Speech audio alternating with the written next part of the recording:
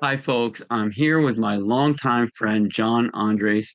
John, thank you so much for joining us today. Oh, John, you're very welcome. It's a John fest today, I guess. It is. That's We're right. gonna be talking about it. Two Johns talking about another John. That's right. That's right. But So you and I go thank you way for having back me. to, I think, about 1984, if I'm right, if I remember it right, when we were both working at Asbury Park, New Jersey as lifeguards, right? And That's yeah, 83, 84, somewhere around there. I right. couldn't tell you the exact summer. It's too long ago, but a few years ago. That's right. And it was, I remember you were there, and another friend of ours, a mutual friend of ours, Andy Seiko, was there, and I was there. So we had some really amazing swimmers. He swam for Texas, you swam for Michigan under an amazing coach, Jon Urbanchek. And I swam for another amazing coach, Dr. James Councilman. John, unfortunately, I think recently passed, and unfortunately, we all miss him. And there's a Yeah. reason why I miss him is the power and strength and conviction of this incredible man. So when I heard that John had passed, my thoughts immediately went to a story that you told me in Asbury Park long ago, and it just blew me away that what he had done. Do you remember the story of there's two Canadian folks, I believe, and we'll go. Yes. I'll leave that over to you. This story, it was amazing. So it was at the end of my freshman year. I do remember the story. It was a very important story in the journey of our team and our team at Michigan. And basically, what happened was we had, like many college teams, many, power college teams, we're pushing and pushing and pushing and trying to go as fast as we can and get ready for Big Ten championships and NCAA's and everything else. And we had some wonderful swimmers from all over the world, Puerto Rico and Canada and Europe and, everything, Sweden, Norway, and, you know, a fair number of swimmers from the United States as well. But two swimmers from Canada at the time of our Big Tens. And you know what, I think it was at the end of my sophomore year, to be honest, thinking about everyone who was in the stands when we had this team meeting, decided that at Big Tens, it was as important for them to party and as it was for them to swim and swim fast. And they swam fast. They swam, they swam well. So I'm not taking that away at all. But at the same time, we had a thing on our team. You go to college, partying happens. And we had a thing on our team first semester, fall semester. It's okay. Be responsible. You can go to parties. You can, drink. You can do all those things, but don't miss practice and be responsible, right? Watch out for your teammate and your neighbors, right? But then after New Year's Eve, we're done. That was it. And John always had a thing where he tried to control, Jon Urbanchek always tried to control New Year's Eve, and he had the 100 set on New Year's morning. So we always had a morning workout on New Year's Day before the football game, and it was 100 hundreds. And I think we were doing it in yards. We were doing it in 105. Was the time. Some of the guys would do backstrokes like I did. I tried to always do 20 backstroke. Some guys would do butterfly, 20, 25 of them in butterfly. All different, things, right? Some would do IM to do it, but just to break up the monotony. But you had to do 100 hundreds. Everyone had to do it. That was our New Year's Day workout. And John tried to control our party. And when we would meet on New Year's Day after that thing, I think there was only two swimmers ever to not make the 100 hundreds on New Year's Day. And in all my 4 years. But basically what happened was we would meet after that and say, that's it, boys, we're done. No more drinking until after your championship season is done, whether that ends at Big Tens or that ends at NCAA's, no more partying, we're done. And that was our team rule, our team culture. And we wore it as a little bit as a badge of courage that we can do this. We can turn it on and off, and this is it. But this is our dedication to all of our performance, is we're going to do this together and sort of do it. So we got to Big Tens. We were hoping to do well. We were fighting with your team at Indiana. We were fighting with, for the championship with Iowa was really good at the time, but we were the three best teams. Right? So we're in there and we want to win it. It's a dream to win it. Indiana team was a step above. I think we had won us it at that 20 time. years in a row before that, actually. Yeah. Something like So that, or 19 or something. So we kind of owned it a long time. yeah. So it was my senior year that we finally won. We finally broke it in '86 in my senior year. And we hadn't won it, in a long time. And as you Right. say, Doc in Indiana had owned it, right? But we felt like we had something, right? Our special sauce was Jon Urbanchek. We knew that we had something special in that, and he gave us the confidence that we could compete with them and we could fight and earn that championship. So that was kind of the target, right? And then all of us are fighting for it, and all of us are following this rule of, yeah, we all want to go out with our non-swimmer college friends and go out on the weekend. It's college. We want to do those things. But we made a dedication to our teammates and to ourselves to say, no, we're not going to do that. We're going to live and keep our bodies clean of alcohol. So we If I'm did. right, too, you guys were in position to potentially win that, if I'm right. We were close. We didn't quite have all the tools, right? Where Indiana, you guys were better than us. You were faster than us in all the relays. So those relay points mattered. We had diving. You guys were good diving. We had better diving, right? Because Dick Kimball was there. Bruce Kimball was there. Bruce Kimball, right. And so we had better diving. Kent Ferguson, who also, I don't know if Kent made it to the Olympics, but he was very close if he didn't. You guys were amazing diving. Yeah, and we had amazing really diving, good, but you guys were even better. Exactly. You guys had it was Hobie, right? Was Hobie the coach? Billingsley, yeah. Yeah. Hobie was your diving coach. We had Dick Kimball, two Hall of Famers, right? And then we have two Hall of Fame swim coaches too, right? But your top end was better than our top end at the time. Like your best swimmers would win the final, and we had depth, right? So we'd get in there and we'd sort of be fighting with that depth. But your relays were better than ours, so we had to find other ways to score points. Our divers helped us a lot.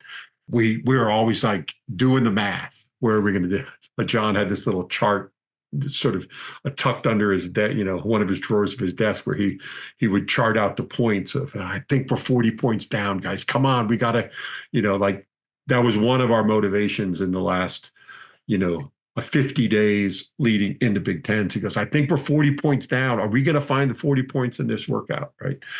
Because you guys were the target. You were just from our perspective, because of, so many consecutive championships, we were targeting Indiana, and we could figure out a way to beat you in a dual meet. And we did. I think we beat you all 4 years of my time in Michigan. We won all the dual meets. I remember when we won freshman year dual meet, Dick Kimball lost his mind. He was so happy. He was just like, I remember I watched that meet. Yeah. Because I was redshirt. And I have a whole story about that, but it was mainly our sprinters were crying about an incredible swimmer that came from your team called Fernando Fernales. Oh, yeah. And that he swam even faster into the turns and other places. Fernando was there's an amazing story about Fernando. We're at an open meet up in Etobicoke in Canada, outside Toronto.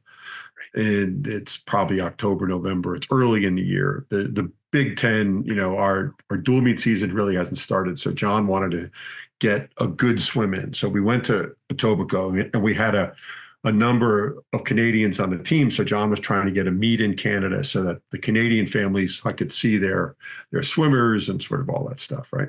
So we go to Etobicoke, we do this meet. Fernando's swimming the 50 meter freestyle because we ran meters, 50 meters, a short course, freestyle.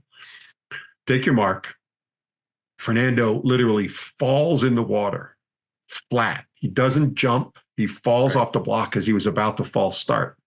Falls in the water flat, no momentum at all. Everyone dives in. They're 2 body lengths in front of him in a 50-meter freestyle. He came in second because it was just pure adrenaline. It was like, oh my goodness, how did he do amazing. that? So he gets out and it was like, Fernando, how did you do that? It's like the fastest swim in history, probably. It's basically a wall push off. Everyone else is diving and you came in second, right? And in a lot of quality swimmers, there was a Swede, I forget his name, Swedish sprinter who Olympic medalist, sort of who won the heat. But Fernando came in second after falling into the water. And it's like, how'd you do it? He's like, I have no idea. It was pure adrenaline. I was so full of rage at myself for messing up the start that I had to make up for it. I had the energy of Hercules, and I just like, he's like, I don't know how to get it back. But that's a Fernando story that I'll always remember. Now he's coaching at ASU, I think now, down there, and he's still involved and still an amazing spirit. And it's one of the things about Jon's passing that, I've really personally appreciated is the group of us. We've got a WhatsApp group going and everything else. We've reconnected about the stories of Jon and, the spirit that Jon brought to each of our lives individually, notwithstanding the spirit that he brought to our lives as a collective, which is, critically important and something that we all carry. And I carry every day. I carry that spirit with me every day. And I'm very grateful and thankful that I can carry it because, as you say, not every swimmer had it. And Jon touched a lot of swimmers, the spirit of a lot of swimmers. And, he cared deeply about Michigan and wanted Michigan to win. He was a Michigan man, but he cared much more about the human condition. And he cared about swimming and he cared about swimmers and he respected swimmers and their work. And, he told so many beautiful stories about all of it. I remember the first time that he talked with a group of people from my era about Michael Phelps and working with Bob and Michael at the end, because Jon retired from Michigan and then Bob Bowman came in and Michael started swimming there, but Jon was kind of an emeritus coach working with Club Wolverine. And, he told about those prime days of Michael leading into Beijing and London. And he's like, guys, you all worked really hard. You were really good swimmers. And he goes, Michael is the greatest born swimmer that I've ever met. And you know what? He's the hardest damn worker. He makes you guys look like lazy fools. He works so hard. And that's why Michael is who Michael is because he's got the born ability. He's got the physical traits of shorter than average legs for his body height, big torso, very large lungs so he can hold more oxygen. He floats higher in the water just naturally because he's got a big lung capacity. So he's got a physiological gift, right? So he was touched with a physiological gift with slightly shorter legs, slightly longer torso. He's got a longer bow that the boat is sitting in. So he rides higher in the water because he's got a longer torso and he's got larger than average lungs, but he's got a will and he's got a determination and an ability to just fight through all the things that all swimmers have to fight through. And he does it, right? And again, Jon recognized those individual things in each one of us and elevated those things that he felt as a coach he needed to elevate and tried to mitigate and minimize the things that we would naturally put in our way to make us less effective, right? All while being, what are you doing as a person? Because he understood that swimming's only going to go so far. Right. Swimming's only going to take you so far. And that's why this culture of the team, the group of the team, the way you interact, the way you do those things are so critically important, because that's what'll drive you in your a future life with your family, with your kids, with your whatever those things, your job, whatever those things are that you want to do. Jon knew that was the important stuff, right? Right. Oh yeah, I want to jump you back into that because Okay. we're right there when you guys are coming in and you said you had a problem that and that I think it was at the hotel or something that this all happened in the Big Tens. Yeah. So we would stay in these apartments somewhere in Indianapolis. I don't know where it was, but we would stay in apartment little suites where there was a couple bedrooms and then a bathroom shared suite with 4, 5, 6 teammates, And right? was there also a if I'm right, I've stayed in that place before. They also had like a pull-out couch too. Yeah. Yeah, I've So stayed in that before. So I mean, and it was great because you could, as you talked about, there are little cliques. Even in our team, there are little cliques. We're a collective, but you get on better with certain guys. So Jon would let us as a team pick our roommates in a sense. And he rarely got involved on that level. He would watch it and make sure that it was all there. But he's like, if these guys are having a good time in their spirit, they're going to swim faster. I want them to swim fast at Big Tens or NCAAs or whatever. That's the goal, right? So let's keep them happy, right? Little kitchenette so we could make a little bit of pasta or breakfast or whatever because we had our early morning swim and all that stuff. So while we're at Big Tens, some of the guys are partying, right? Now, we as teammates could smell it when they get on the bus or when we're sitting in warm-ups or whatever. And we're focused on ourselves, right? So we didn't have a confrontation at the meet. We talked about it in small pockets, but we didn't make it be a focus of the meet, right? That's how we policed each other. Okay, get off the topic, get back onto your race. Let's get back onto swimming. So we worked through it. But when we got back to campus, the large group of the team, had a huge problem with it because there's a small group of, performers on the team who are focused in one direction. And there's the main part of the group is totally focused in another direction.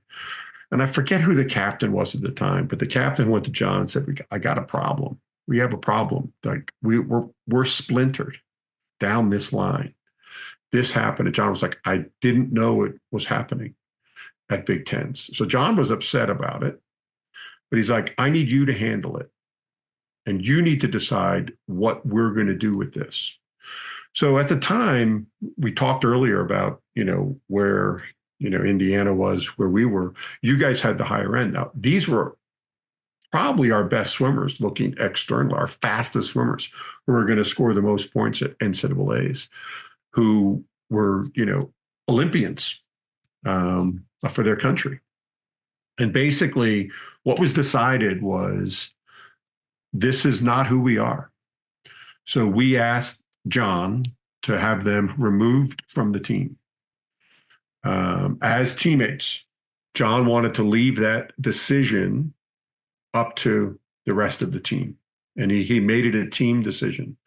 So I think we had 2 team meetings where we talked about it, and official team meetings where we sat in the stands and we made sure the doors were closed. And the first one was without the coaches, and the second one was with the coaches. The first one had the other swimmers involved where they could explain themselves, what they were thinking, what they were doing. Then we asked them to leave. Everyone else who was not involved in the partying stayed behind and talked. And then we decided, and I'm not sure which teammate it was, decided we need time away.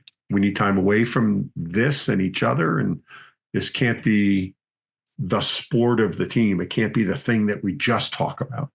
So let's let it rest. And I don't know if it was 24 hours or 48 hours, but we're going to come back together. And we did the inverse.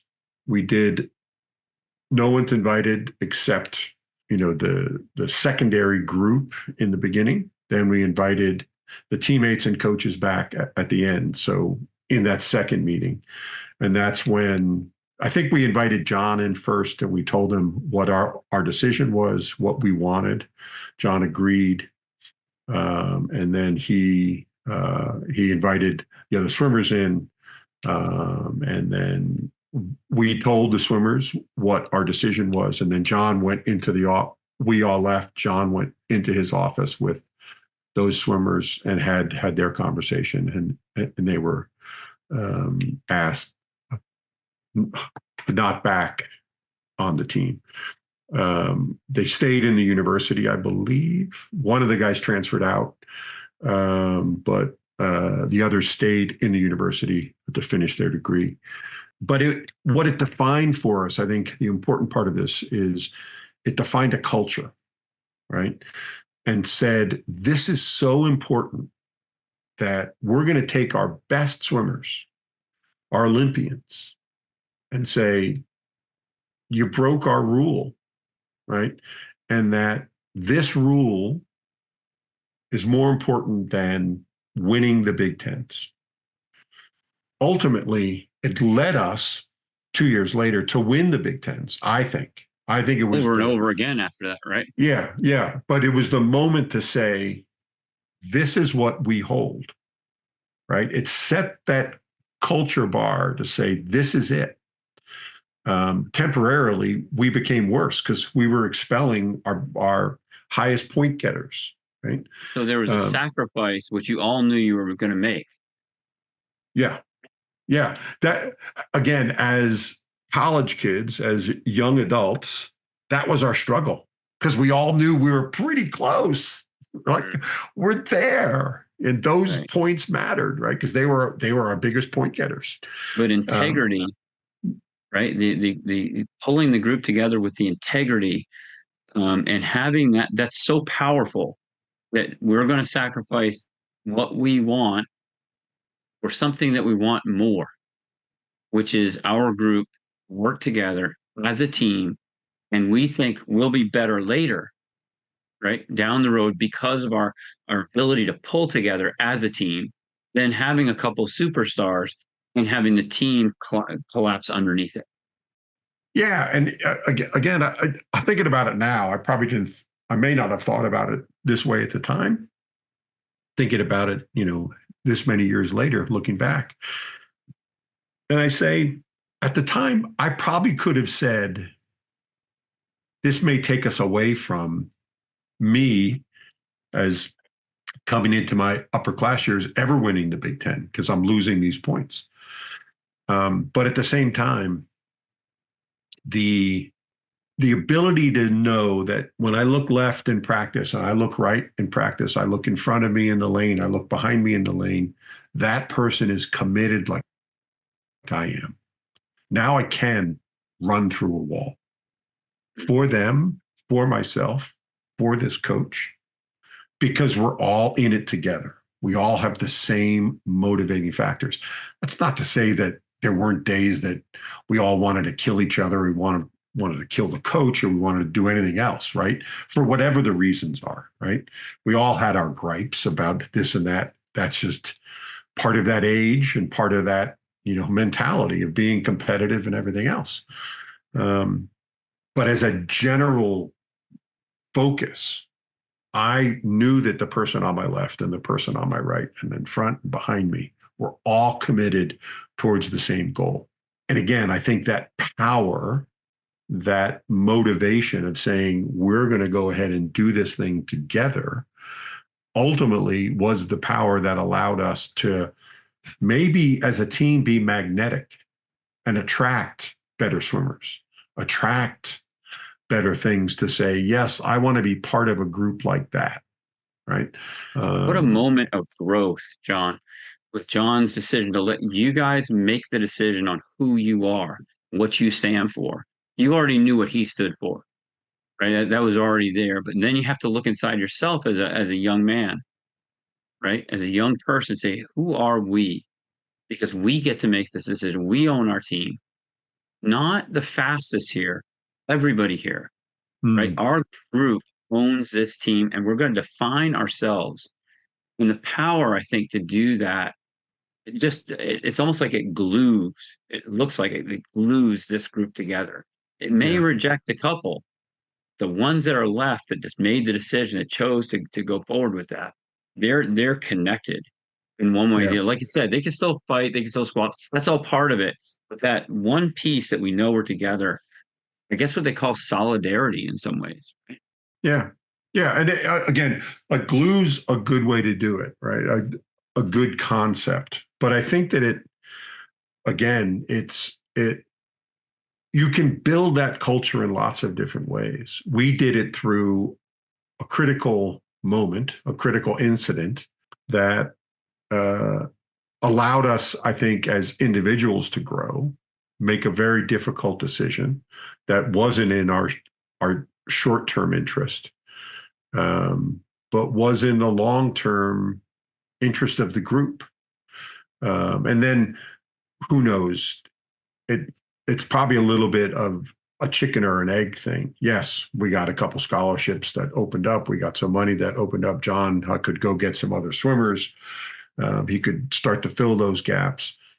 But when the new person came in, again, I don't know that this story was relayed all the time. It probably, after a year or two, may not have been part of the lore, um, because other things become more important in Right. that journey.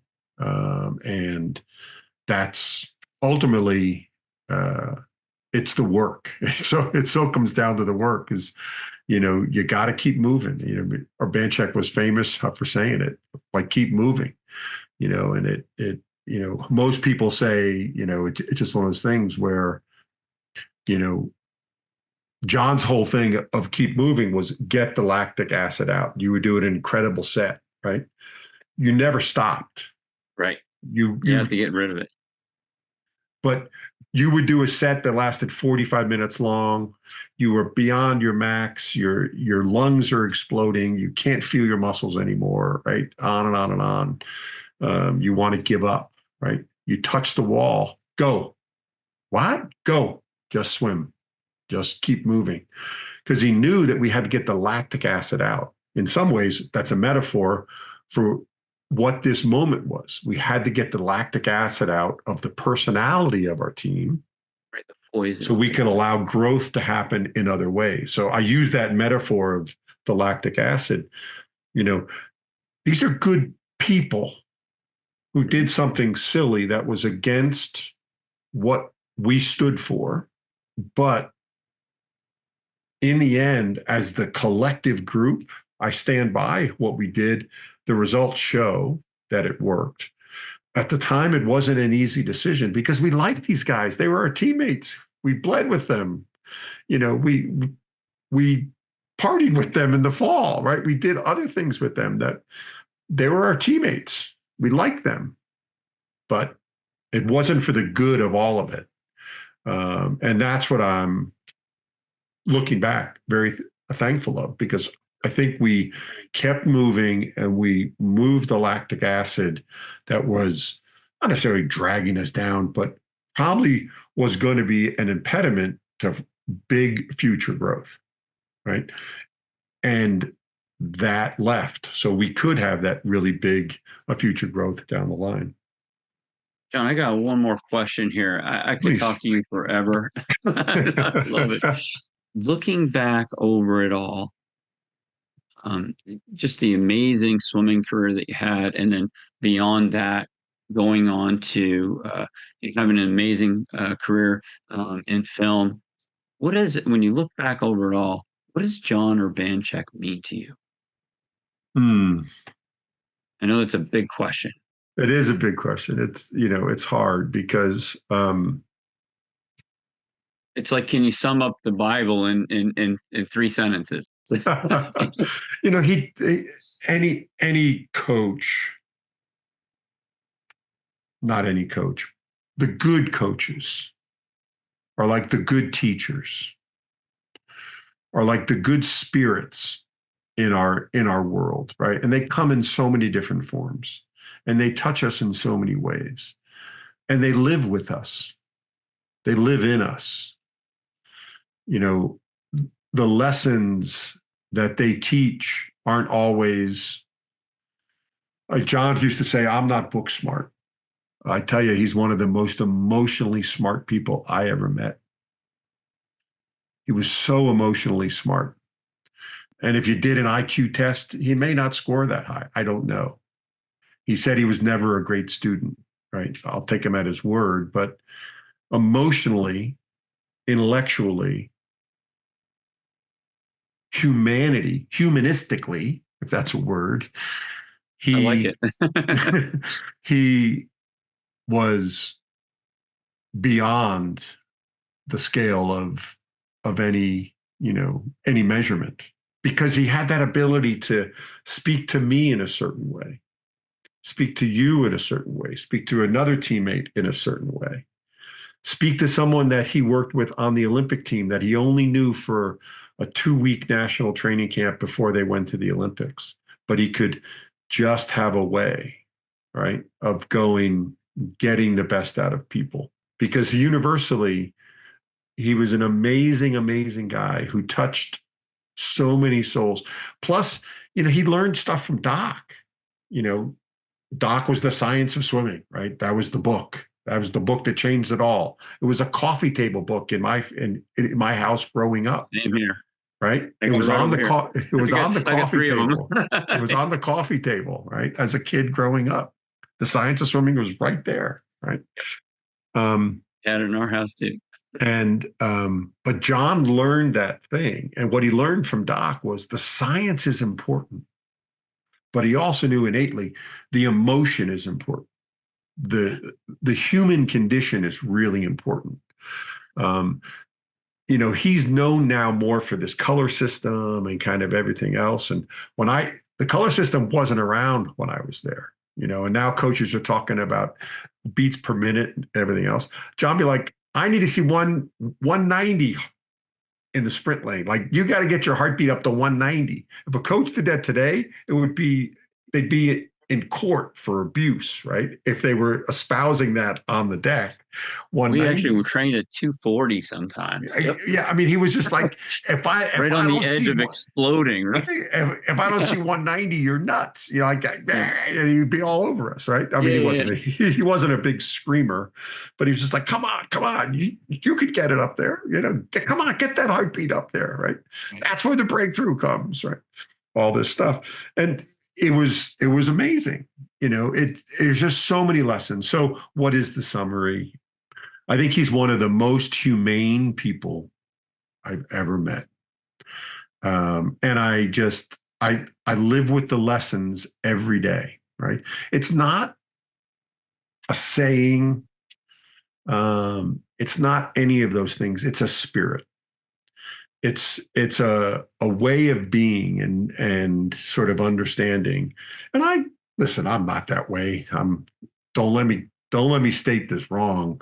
I'm not that way, 24 hours a day. I make mistakes. I'm an imperfect being, right? But I think one of the All of things us. one of the things that John taught us is it's okay to be imperfect. If you put in the work and you show up and you're ready and motivated to put in the work and do the work and listen and learn and grow, it's a good day. It's a really good day. And I've tried to carry that. And again, not say it in those words, but do it in action. I think Since I think that was mirrored by Councilman, by Doc, and he'd say, "You'll never be perfect, right? But you can always get better and better and better." It always came in like threes, right? You better and better and better.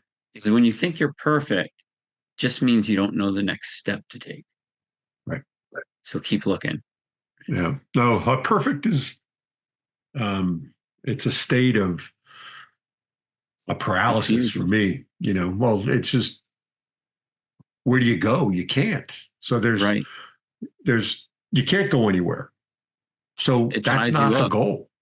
That's right. But for me, Dr. Bruce Laurie says that. He's one of the amazing psychologists in the world for swimming. And he says um, the pursuit of perfection is an invitation to failure. yeah, because you can't go anywhere. And you can't get there to start with. Exactly. We used to do the 3 goals every race, 3 goals, start of the year. You always have 3 goals every race. Every race that is meaningful to you, 3 goals. So it's the one that with good effort you're going to get, right? It may not always be time, especially as you get faster and faster and faster, because it's hard to go faster, right? But you got the 3 goals, 3 goal times. The one you're probably going to get, the one you should get, and lastly, the dreamer goal. But as soon as you get that goal, that is the lowest one, right? The one you're going to get first, you better set a new goal, because that middle goal now becomes the lowest goal. And you may have to put something in between that dream goal, but it can't be something where you don't have control over the goal, right? Like it can't be the dream of, I want a gold medal. That's not a goal because you can't control it. You don't know what Jimmy down the line Right. Somebody is else will do. is doing to go faster. You cannot control the gold medal. If you do everything right, that may be your future, and that's wonderful. It's a nice thing to dream about, but it's not a goal, right? Has to be something Increasing your that's strength tangible. by 10% is something you can control. Totally. It's something tangible that I can go, yes, that's measurable, and I can get there, right? Um, and I'm in control of that. My work, my effort, the things that I do, the things that I learn, the things that I apply into my world, I can apply that. And that sense of the goal setting was always a really big thing. My private conversations, and Jon would have this with everyone on the team, typically 3 times a year, 4 times at times. I think my junior year, we did it 4 times, where it's like, what are the goals? I want them written down, you know? And typically at training camp was the next time, because we had a lot of time together. We weren't in school. We weren't going to classes. We were at training camp together. So he could make time for each one of us and say, okay, we're going to have this goals meeting. How are we doing on our goals? How are we, how was the first semester and where are we going? Sometimes he'd break up the middle of the second semester, just halfway between training camp and Big Tens, and have another meeting, especially if we were having a breakthrough year. I remember my sophomore year, I had kind of a breakthrough year. So he had he called me in for a second meeting. He goes, we need to readjust the way you're thinking, right? And again, this was a way for him to connect with us emotionally. How are we doing with a girlfriend, with our friends away from the pool? Because he only knew us for those 2 windows each day, which were the biggest windows in our lives as athletes in college. So he knew a lot about us, but he didn't know everything about us, right? So he wanted to make sure that he had those touch points to go, what are they bringing into the What mix makes you? as a culture? Yeah, but it's also, what are they bringing into the mix as a culture? And do I want to start to amplify that in the larger group? Because of some experience that I've had in my film class, which was very different than the engineers, right? So the engineers would kind of laugh at me like, oh, he's taking a fluff courses here, doing film and everything else. But I could bring in some of that poetry and some of that other stuff into the engineering side, where it was like, engineering doesn't have to be so rigid, right? It can be like colorful and creative, right? To be an engineer, you have to be extraordinarily creative. It gets applied in a scientific way, but you need to be really creative. You need to find those creative way of thinking. And that's where Jon was great. Again, it was like, what are they bringing to the mix? And then who's in what van as we travel to go swim Indiana or on the bus to Iowa, What's the mix? what's the mix and who's talking to who, right? Are the engineers talking to the artists, right? Are they having these conversations, but to the mathematicians and kind of everything else to go, what is this mix? And are they sharing ideas while they're playing the game of euchre? I Right, remember right. I remember that's it. it's some Midwestern card game that I had no idea. But when I got there, it was like we all played euchre. And it's like, what's the conversation going on at euchre? John used to walk on the bus and be like, hey, how we doing? Just like listen to the conversation, right? And he may not understand anything the engineers are talking about, but he knew by the spirit of the conversation that it was something impactful in that thing. Some guys are doing their homework. Going to let them do their homework, right? Studying for an exam, whatever it is. All that stuff was really important, right? And again, that's all part of this broader culture. Are we doing those things that we're bringing something interesting in, right? It's the old Venn diagram. I've got my circle, you've got your circle. Those circles are going to interact, right? And as long as I keep bringing something into that relationship, our relationship Value there. remains extraordinarily strong because we're constantly getting new input from my side of the equation. You're bringing something new into that equation. It doesn't have to be swimming, right? It can be swimming. I'm learning something. I'm doing whatever There's that a is. bigger world out there than just swimming that you're learning from. And ultimately, that might be the more important stuff. Right. In fact, that feeds our bodies, feeds our minds, and feeds our cultures. right. Maybe that's the more, and I think that's part of what John had his finger on, right? Having been an elite swimmer himself. That's probably why we're having this conversation, if this makes sense. The folks, what you're watching here is two Big Ten, right? People that have been on championship teams that were battling against each other with coaches that had huge respect for each other. The swimmers had huge respect for the coaches, and the swimmers had huge respect for each other. As you can see between John and I, just it was a tremendous experience. And to get this, it's not if you're thinking about like is your effort, your time, et cetera, in swimming, does it pay off? It pays off for a lifetime for all of us. I mean, consider the lessons learned that as you go along from these incredible mentors and coaches that you take on for the rest of your lives.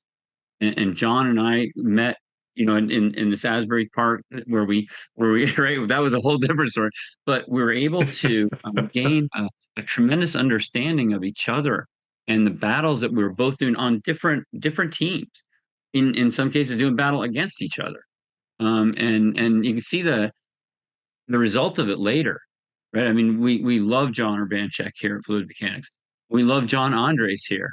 It's a great thing that we've had a chance to connect, all because of swimming, all because of our dedication and what we want to do with our lives is do something a little bit, if we can, get a lot out of it, put a lot into it, get a lot out of it. Definitely not minimalist. It's like maximizing life as much as you can in your own way. I totally agree. I mean, I don't know how many times over the years, I swam in backstroke to John's breaststroke on medley relays. We definitely did that. And that was fun, and that's a connection. When you had your red and white on, and I had my blue and gold on, and we were across the pool from each other. I didn't always want you to swim faster than my guy, right? But I wanted you to do well, right? Just not faster than my guy, because I wanted those extra points, right? Wasn't likely to happen because John Walden was a very good swimmer. But at the same time, what I love about, I've just kind of come back into the swim world because of a few different connections. And what I love about swimmers as a general statement is the work. It's very hard to swim without putting in the work. It's really, really difficult to swim, period. And if you're going to be competitive, you're going to be a competitive swimmer. And not everyone has to. But if you're going to be a competitive swimmer and you're going to make that effort, the work becomes extraordinarily important. And because I had done it, John, you've done it, many others as well. I've got incredible respect for swimmers. I don't care the level. The fact that I know you were a swimmer in my walks of life, you garner respect from me because it's very hard to do it. What else are we going to take from it? Is equal to what are we going to bring to it? And I think that's the important stuff. If we're going to want something from it, let's bring something to it. And like collectively, then we have this incredible journey. John, thank you so much for having me. It's been a real pleasure, one, to reconnect personally, but two, to have this conversation. And thank you for your interest in John. As we say, when we die 3 deaths. We physically die when we stop breathing. If you believe, you may die spiritually when you spiritually ascend in some way. And then the third way we die is when we stop talking about someone who's passed. And one of my wishes is that we don't forget Jon Urbanchek and we continue to talk about him and the way he's touched our lives. And it's the same thing with Doc and all these wonderful spirits and people that we have in our life. And, again, thank you. And thank you for the time. And I really appreciate it. So.